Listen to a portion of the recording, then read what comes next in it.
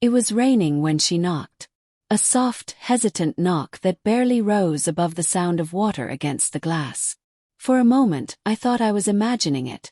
2 months of silence had taught me to stop expecting anyone, least of all someone from her family. But when I opened the door, there she was. Claire. My ex-wife's sister. Soaked to the bone, hair plastered to her face, holding something close to her chest like it might shatter if she loosened her grip.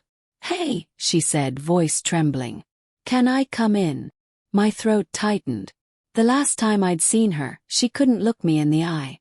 The divorce had drawn invisible lines across everyone we knew, and she'd chosen her sister's side, as she should have. But now, standing there, she looked scared. I stepped aside without a word. She moved past me, dripping water onto the floor, and set a manila envelope on the coffee table. Her hands shook. I could see she'd been crying. "What's that?" I asked, already dreading the answer. She didn't sit. Just stood there, arms folded tight like she was holding herself together. "It's about Emma," she whispered. "You deserve to know." The room felt smaller suddenly. I'd spent months trying to forget that name, trying to stop hearing her laughter in the quiet. But it came back sharp as ever. Claire took a breath, steadying herself. "She told me not to come. But I couldn't keep it to myself anymore." "What are you talking about?" I asked. "She lied to you," Claire said softly. "About the reason she left." I felt my pulse in my ears. When Emma filed for divorce, she said she'd fallen out of love. She said she needed to find herself, that tired phrase people use when they're already gone. I'd believed her because I wanted to. I thought maybe I'd smothered her somehow, made her feel trapped. I even apologized for things I didn't understand. But now, with her sister standing there, voice trembling, I realized there was more. Claire picked up the envelope and handed it to me. "Read it." Inside were photos, grainy shots from a phone camera. Emma at dinner. Emma holding hands with someone across the table. The man's face wasn't clear in the first few, but by the fourth one, I saw it. My stomach turned. It was Daniel, my best friend since college. The air left my lungs. For a few seconds I couldn't move. Claire kept talking, but her voice sounded distant, muffled. "I didn't know at first," she said. "But she told me a week before she filed. She said she was in love with him. She said you'd never notice because you trusted her too much." Claire's voice broke on that word. She actually laughed about it. I stared at the photos, trying to find something that made them less real. Maybe they were old. Maybe there was an explanation. But deep down I knew. The late nights, the sudden distance, her insistence that Daniel needed help after his breakup.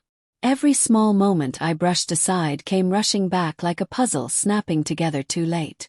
"She's moving in with him," Claire said quietly. "Next week." My hands shook as I set the envelope down. "Why are you telling me this now?" "Because she doesn't deserve your silence," she said. "You were good to her.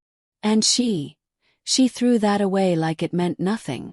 I wanted to be angry, but all I felt was hollow, like someone had scraped everything inside me clean. I looked at Claire, her face pale, eyes red, and saw guilt. She wasn't here to hurt me. She was here because she couldn't stand the lie any longer. "Does she know you came?" I asked. She shook her head. "No. She'd never forgive me if she did." We sat in silence for a while. The rain softened, tapping gently against the windows. I stared at the photos again, not because I needed to, but because I couldn't look away. Every image felt like a betrayal I should have seen coming. After a long pause, Claire said, "She's not happy, you know. She pretends she is, but I can tell. Daniel's not you." I almost laughed at that, but it came out as a breathless sigh. "That doesn't matter now," I said. "She made her choice." Claire leaned forward. "You didn't deserve what she did. I just thought you should hear it from someone who still cares." Her voice cracked on that last word. For a second, her eyes met mine, and something unspoken passed between us. Not attraction, just a shared ache, a quiet understanding of what had been lost on both sides of the same wound. When she finally left, she turned at the door. "You'll move on," she said. "You always had more strength than she gave you credit for." After she was gone, I sat there in the dim light, the photos spread out like a crime scene. Every picture told a story I'd been too blind to read. I remembered Emma's perfume lingering after work dinners, her phone always face down, her sudden need for space. I remembered defending her when friends raised eyebrows. Love had made me a fool, and I'd worn that foolishness like a badge of honor. Over the next few days I didn't call her. I didn't confront her. What was the point? She'd built a new life on the ashes of ours. But one evening as I was washing dishes, my phone buzzed. Message. From Emma. "Hey. Just wanted to see how you're doing." I stared at it for a long time. Then slowly I typed back. "I know about you and Daniel." The typing bubble appeared, then disappeared. After a few minutes her reply came. "I'm sorry. It wasn't supposed to happen that way." I read it twice. Then a third time. I could almost hear her voice. Soft, apologetic, the same tone she used when she broke a glass or forgot a promise. But there was no apology deep enough to undo what she'd done. I typed one last message. "Take care of yourself." Then I deleted her number. That night I sat on the porch watching the rain again. The same rain that fell the night Claire showed up. It hit the pavement in soft rhythms, like the sound of something breaking and healing at once. For the first time in months, I felt something close to peace. Not forgiveness yet, but the beginning of it. People say love dies slowly, but I think it just changes shape. Mine didn't vanish. It just became quieter, less demanding.